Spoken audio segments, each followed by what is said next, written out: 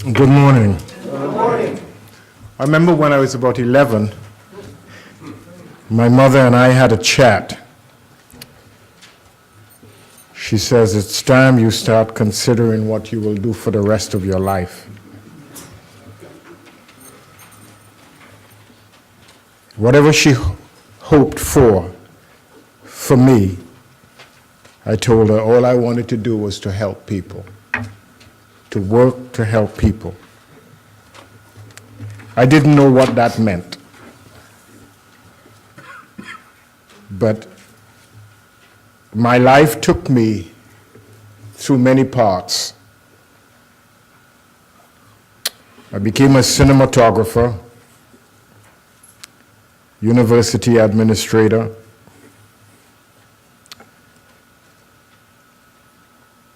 and the path led me to teach. I knew that I always wanted to teach, but I never wanted to teach in a traditional academic school. Didn't know what I wanted to teach. But because of something that had happened to me in my life, I discovered the power of prayer, meditation.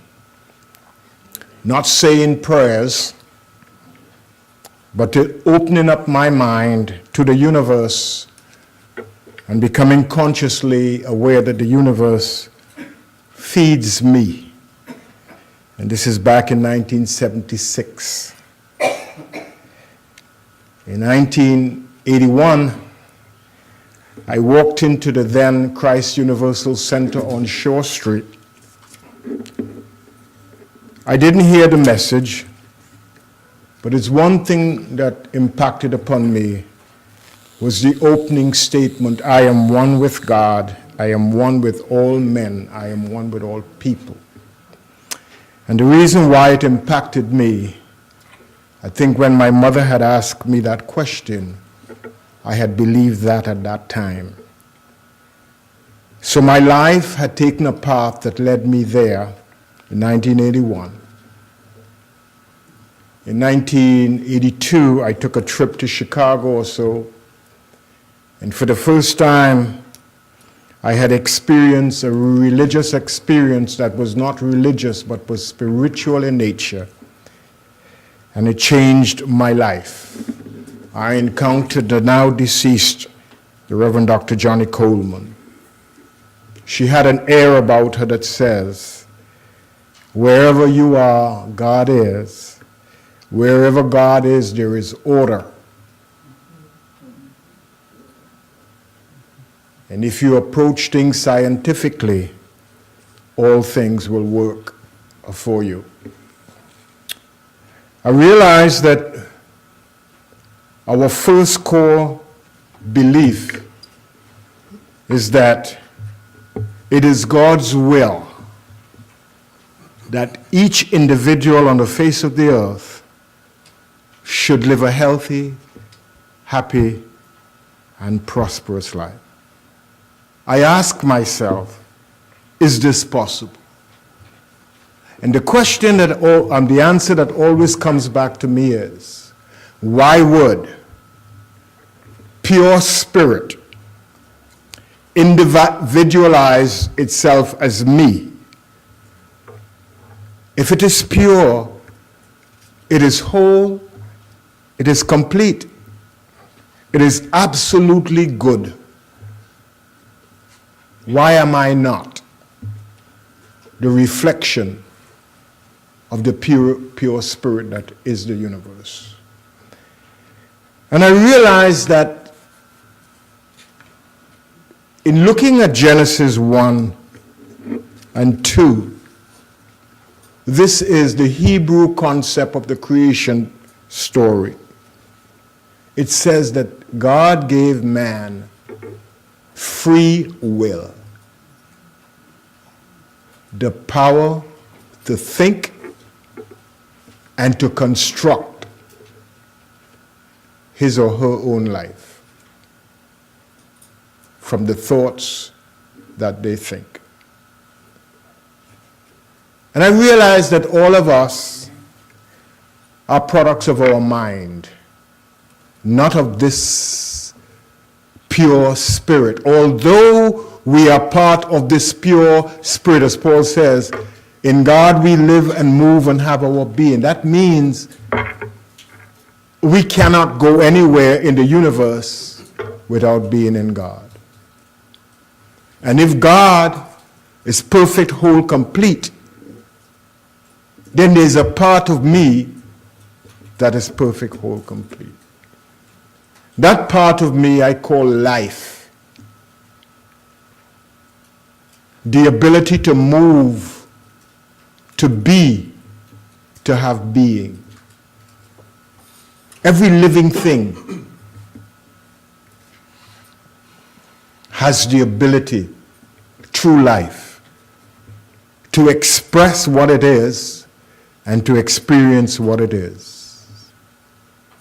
And I realize that as a spiritual being, there are many, many qualities in spirit. Spirit is not a static thing.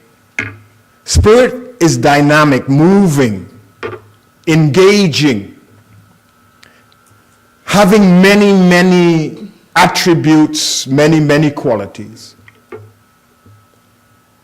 And I realize that these qualities are essential for us to develop because they are essential for our development.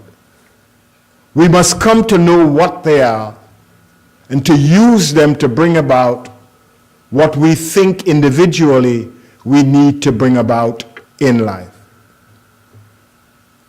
I also realize that when God created, God is finished with us. We must begin at some time to continue a positive creative process for us individually. We have to choose not to be superstitious anymore, but to be scientific in our approach to life. Scientific means that we need to come to know. We must do our own individual research on ourselves, not for anybody else. And to develop a planned process that would lead us to where we want to go. For in every heart there is a dream. A dream is nothing more than a picture held of a situation, a consciousness of a place, of an experience that you, the individual, would like to have. That's a dream. And every one of us live by dreams or visions. Without a vision, don't finish it for me. I want to say something before. Because you know it, but you don't use it. Without a vision, a dream, or a mental image of what you would like to become, where you would like to move to, you could never experience fulfillment. Fulfillment means happiness, a state of contentment, a state of peace, where there is no fear, no worry, no doubt.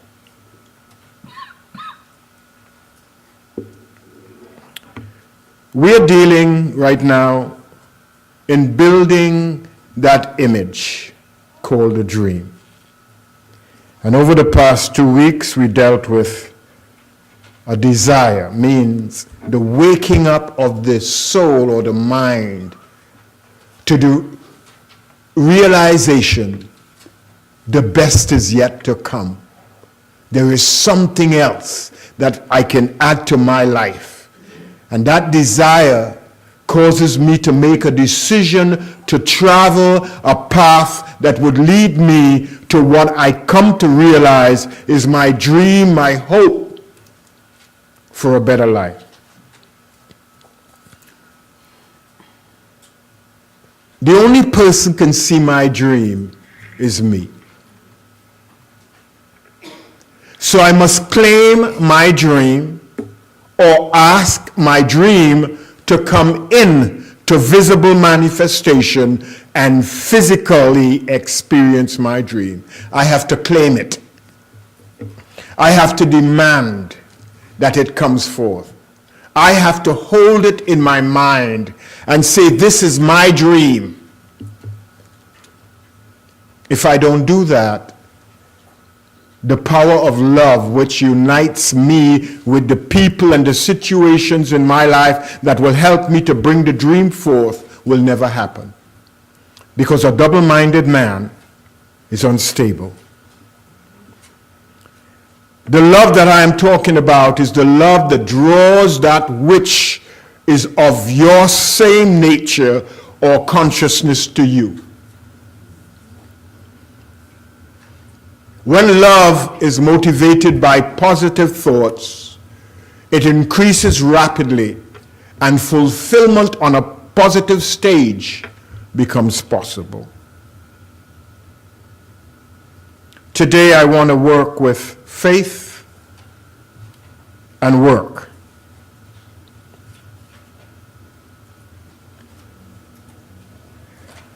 Hebrews 11:1 says, now faith is the substance of things hoped for, the evidence of things not seen. This is so clear. Faith, substance means the idea, the visible energy that I have in my mind that is creative. That's the substance that I have to work with. Nobody else can see it but me. And I have to put my hope that what I see can come true. I gotta hope for it. To hope, when you hope for something, your mind opens up, and wherever you are, you ask yourself, am I here yet? There's a joyful feeling where there is hope, because the opposite of hope is what? Despair. When there is despair or lack of hope, we perish. Corinthians 5:7 says, we walk by faith. We walk by that mental image that we are hoping for, not by these two eyes. What motivates us to live is this picture we have in our minds of ourselves, of our situations. That is what moves us forward, not these two eyes.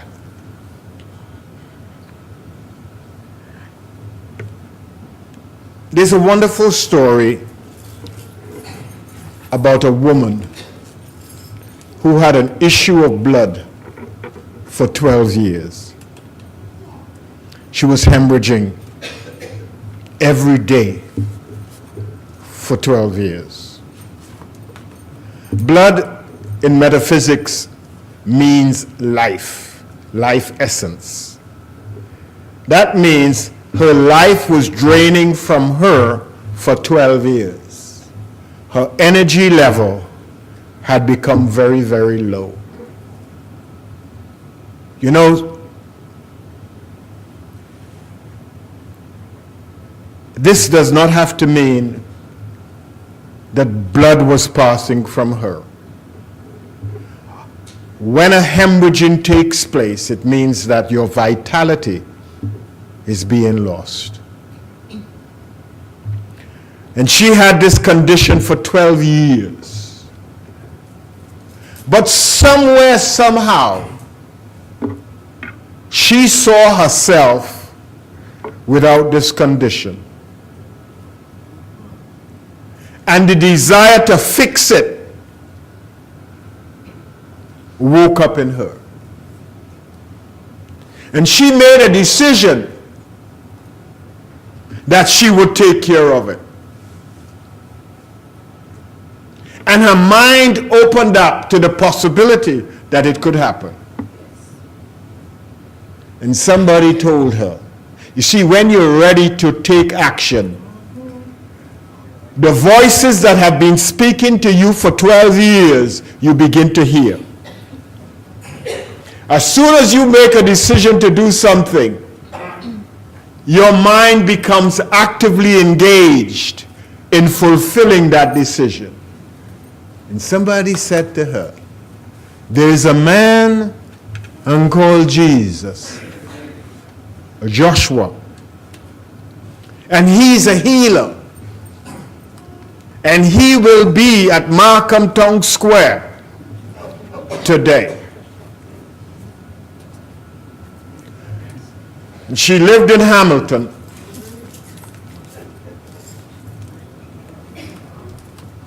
So you know how much energy it will take to go from Hamilton to Markham Town Center. But you see, when you make a decision and you claim what is rightfully yours, something happens.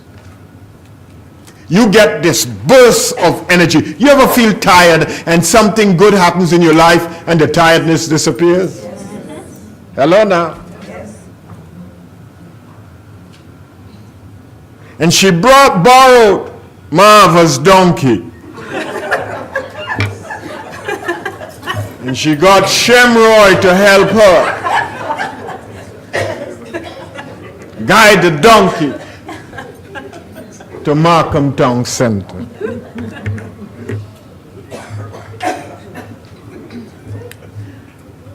And when she came to the place where Jesus was, the crowd, it says, was thick. 3, 4, 5, and she couldn't get in. But you know, when you come on a mission, you don't have fear, doubt, you're not angry, you're not fed up.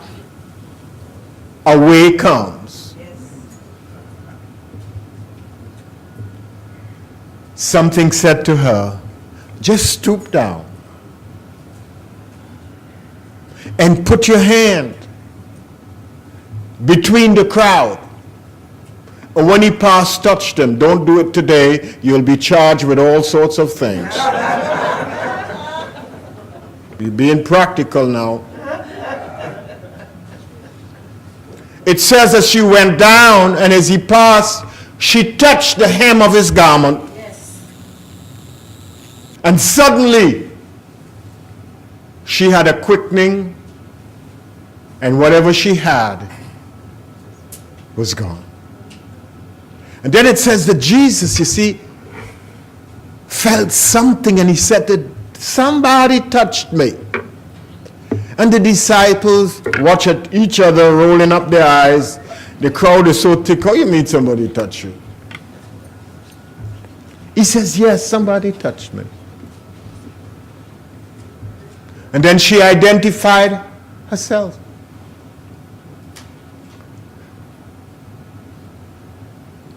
You see, when spirit is active, you know that wherever you are, whoever is there, you cannot touch them without they touching you. You see, when you have spiritual consciousness lifted up to a place, you can feel the energy of those around you who are there to help you lift yourself up further. Hello now. And Jesus said to her, lady, I did not do this for you. Your faith. You saw it. You believed it. You claimed it. You took action upon it. So the results that you have came about through you. I'm saying that because some of us put the healing that we need in the hands of other people, not realizing health is already in you, waiting for you to believe in the power that you have in you. to see it, believe it, touch it, and let it manifest as you. Faith is the perceiving power of the mind that links with ideas. How does it work? You see, we have been taught that faith is the church that you go to. What faith are you? No, that's not faith. That's what theology you believe in. Faith is not belief. Faith is the ability to see beyond the physical circumstances in your life and see an image that is beyond, that transcends all the activities going on in your life and wakes up the creative spirit in you to form this idea and shape it in a manner that you could come to know, this is what I will claim. I claim health. I see my body perfect, whole, complete. I claim it. I know it to be true. This is my truth. I hold this because this is my truth. And not even the winds of hell can blow me away from that position. That's faith. Faith is purely spiritual and does not know any defeat, because faith is a spiritual quality that is part of what we call God. When God created man, it says, a lot of us read, but we don't understand. We just take what somebody else tells us. In the beginning, when God created humankind after its image likeness. That means all that God is, we as spiritual beings, we are that in potential. We have to work to develop it. But you must believe in yourself. You see, if you don't, we believe in doctors. We believe in outside forces. Some of us believe in oils and not realize the oil is a channel to help you to come to believe in the power within you. It's the oil or the stone is just something to direct you inwardly. Hello now. You've got to believe that this power in you has so many aspects that you could use. It's not a single thing. We say we believe in God and then we stop there.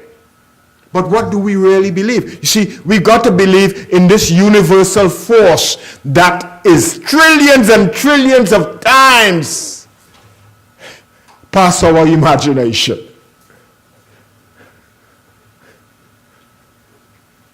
That no one could know what God is.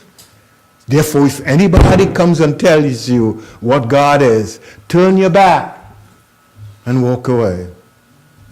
You have to come to know God every moment for yourself and by yourself.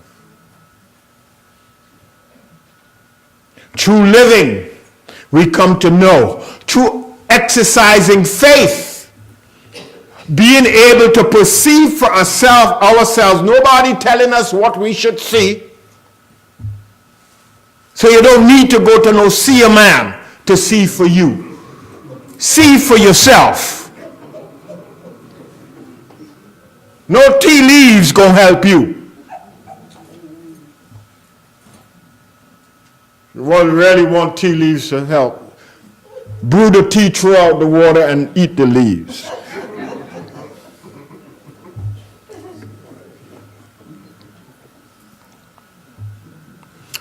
It says that faith is a quality, a mental quality, and you can't use your mentality without using spirit. They're one and the same. Show me your mind. If you can't see it, it is a spiritual entity. You can see your brain, which is a physical mechanism that the mind uses to connect all the organs of the body together. Where is your mind? Here, that's your brain. Here, that's close to your heart. It's all of me. Every cell in my body thinks on its own and directs its part according to the pattern of his existence.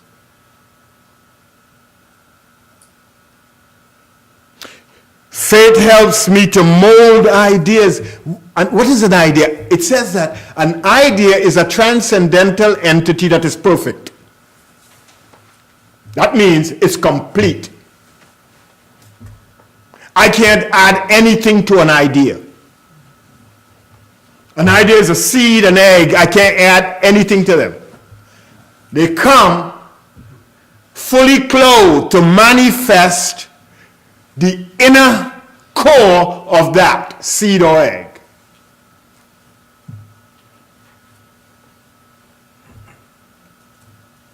Faith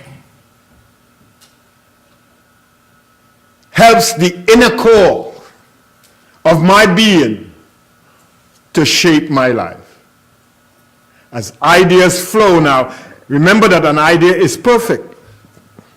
But then it goes on to say that every mind that identifies with an idea makes the idea imperfect because human mind is finite and an idea is infinite. So when we receive ideas, we contain the ideas according to our ability to think. When I was a child and I got an idea, I saw it limited as a child's mind. When I became an adult and still think like a child, I will take the same idea and see the same way. Nancy stories.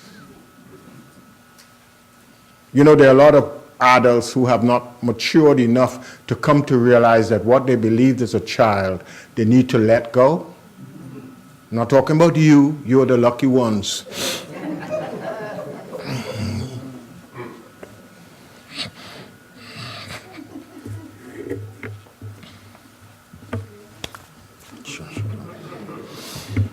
Faith energizes the creative power. There's several stories in the New Testament about faith. Now, faith in the New Testament is represented by Peter, a whimsical character, impetuous, does not think before it acts, but it acts on the belief it will work.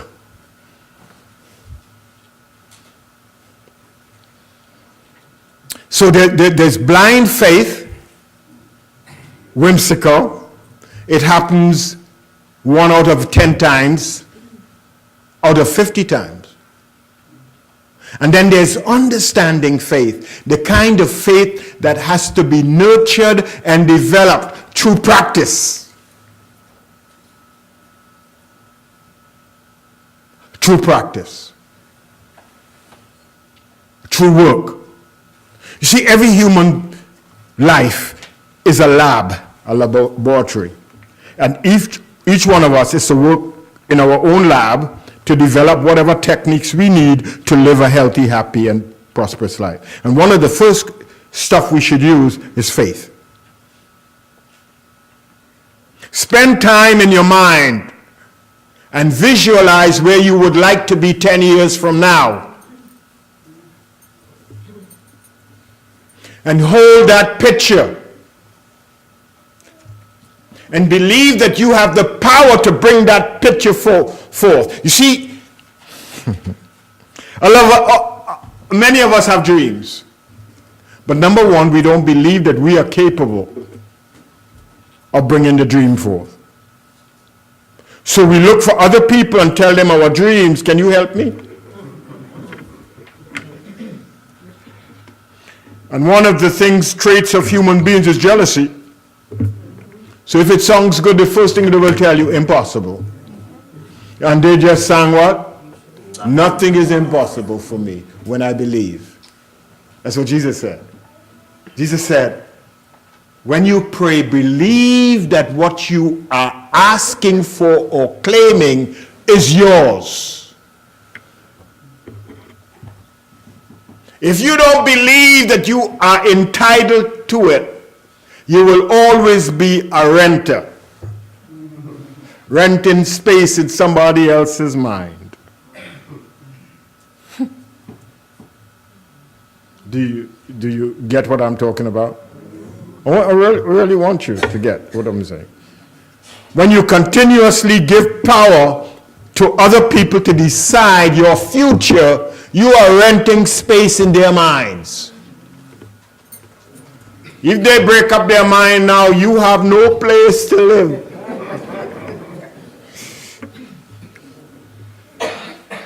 They could come and say, well, they're selling their mind.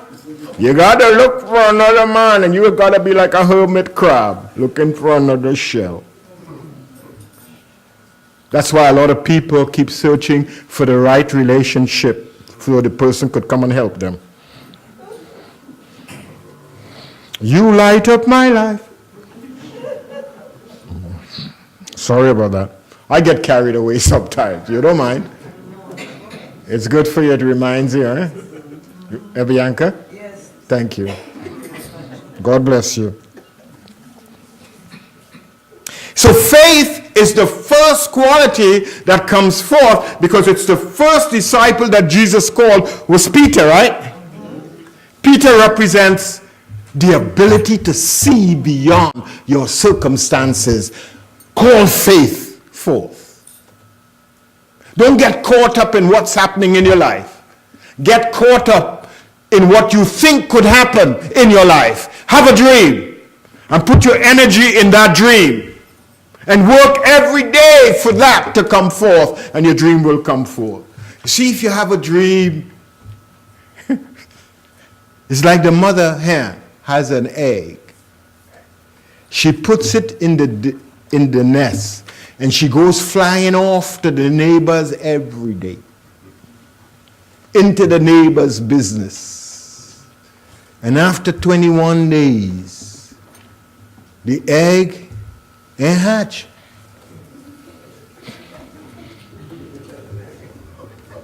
What happened to your egg, Mr. McKenzie? You could talk to me. Talk to me. What happened to your egg?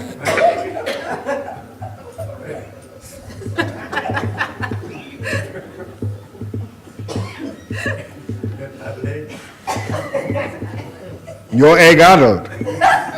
All right. See, we are to work with our own egg, because our egg is the future.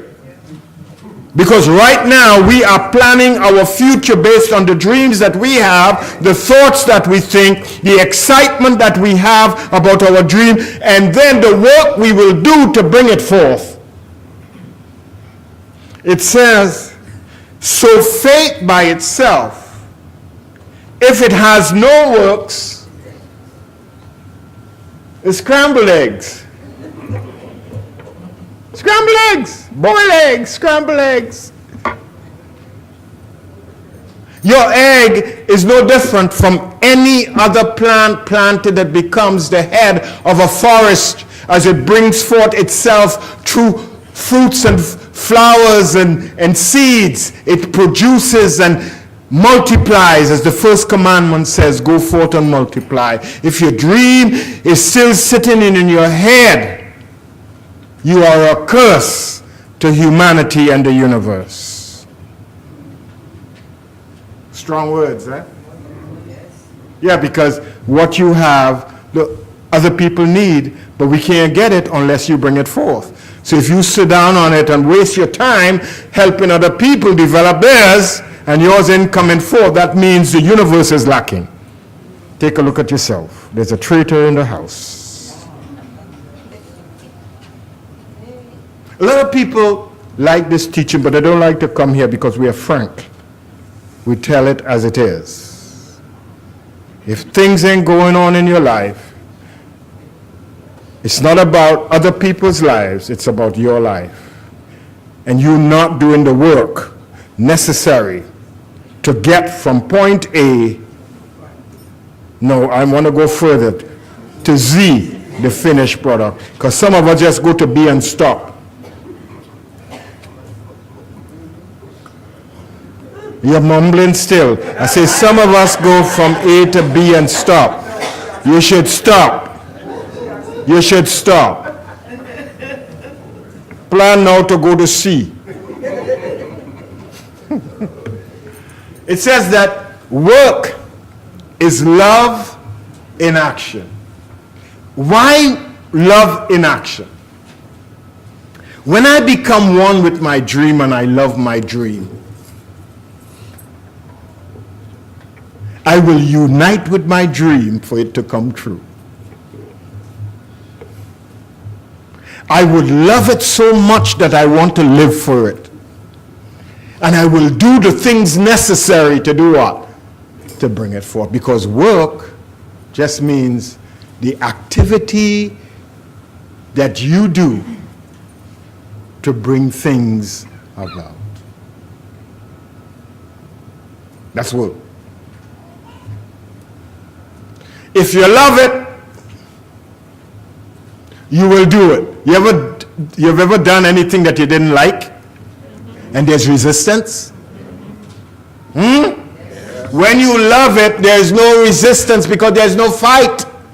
Hello now. When you love it, it flows easily. It oozes. Anytime you find you're resisting something, that means you're not joined together. And two cannot walk together unless they become one. Your dream and yourself must come together. If you don't love what you're doing, it can't happen for you. Have any questions about that? A double-minded man is unstable, meaning get it today, get it tomorrow. He's sitting on the fence. You got to love it with all your heart, with all your soul, and all your mind. The closest thing you could entertain, after I'm finished, the closest thing you could entertain is an idea. An idea comes from God. An idea is the perfect expression of God. So if you love the idea, hello now, you can say of yourself, I love the Lord my God with all my heart, with all my soul. Until you love with all your heart and your soul, you've got to give your life to it in order for it to live. It cannot live unless you give all your life to it. If you're not willing to dedicate yourself to it, it cannot happen for you. Do you understand that? It is action or movement. It is the action or movement taken to bring about. Work is the action or movement taken to bring about a manifestation. If I sit here and dream, and I do nothing, would the piano come to me? It's the action that I take, mentally and physically, that will bring the piano to me. If I am not willing to do the work, because some of us like to be bosses. We like to hand out assignments. If it's your dream, you got to work at it. Because nobody knows what your dream is. You can tell them what you would like them to do for you, but they could never do it exactly how you want it done. So the best of business is to mind your business, mind your own business, and deal with your things for yourself. We getting it? Yes.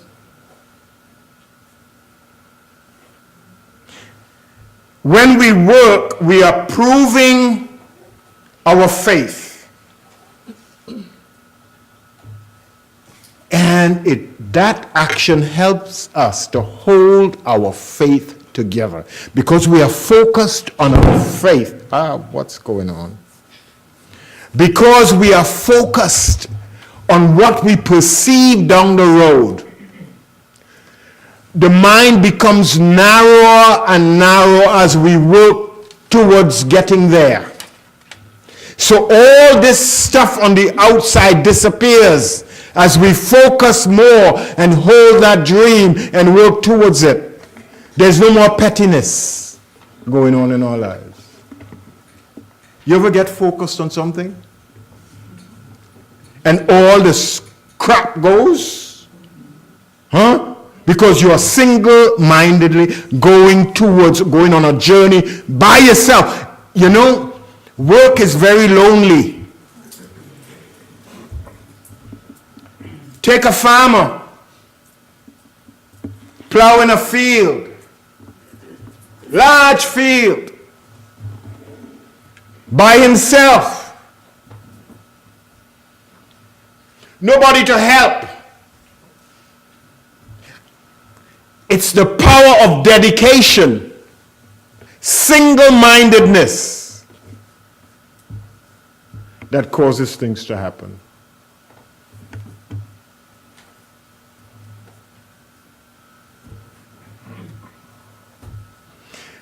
What Verity would like to do is to buy a farm and give you all a portion of it. Okay? Give us the money, man. Show me the money, and we'll buy the farm. Okay? All right. Faith and work. You ever get excited about something? As you work with it, you get more excited. As you see it coming to an end, you get this, wow, I want to finish it. Right? And then something happens. And you fall flat. It doesn't look like if it will come about. And you ever get angry at that moment? Or frustrated? What happens? You shut down. And all ideas necessary to fulfill it disappear. You ever notice that? Yes. But when you hold strong knowing that everything that comes along your way, you have the power to overcome. Hello now. What happens? New ideas, how to resolve, come into mind. When you begin to learn to walk alone with your dream, to become committed to your dream, you have this sense of determination or inner drive that says, nothing is impossible for me. For with me, all things are possible. Hello now. They could hang me high. I'll find a way out. They could lock me in a dungeon. I'll find a way out. They could jail me for 28 years or stone me. A way will come. Because I believe that what I see here must come through. How we doing? Good. And you know, sometimes as the downtime comes in your work, through apparent difficulty because you have taken your mind slightly off, you're still excited? I am still excited about Verity as I was 28 years ago today. 28 years ago, Johnny Coleman came to Toronto and conferred me as the teacher director. I didn't have a clue what that meant. Hello now. I did not have a clue what that meant. But through persistent work, I have a little clue of what it means.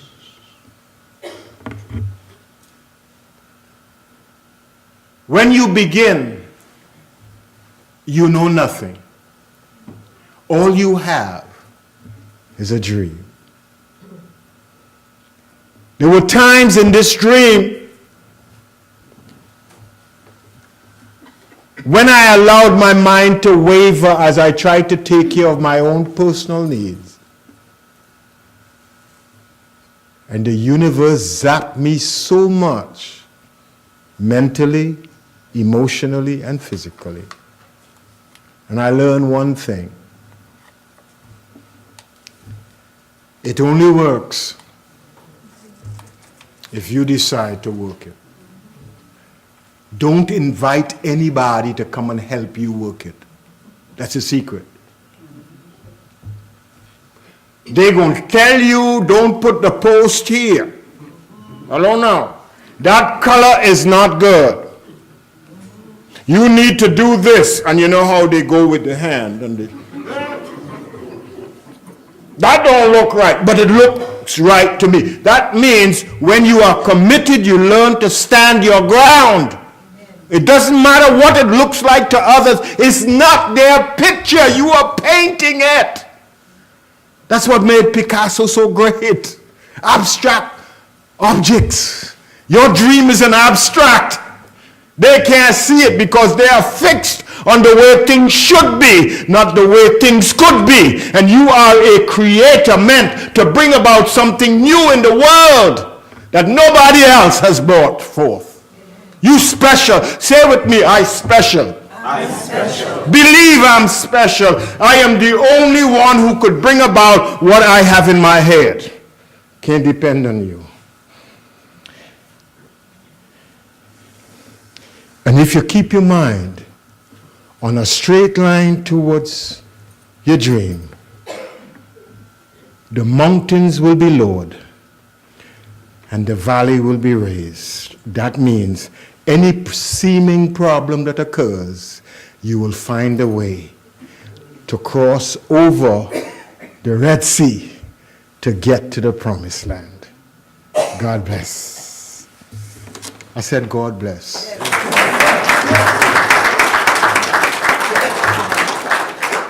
I didn't really have a question. It was more of sort of an epiphany that, work and love, work becomes somewhat of an oxymoron when you really love what you do. It's one and the same. No longer becomes work, and Yes. it just seems so effortless. Yes. So that was just a moment I just had. Thank you. Good. Anybody else got any little breakthroughs? Anybody? Oh, ye cold hearts. Anybody? God bless.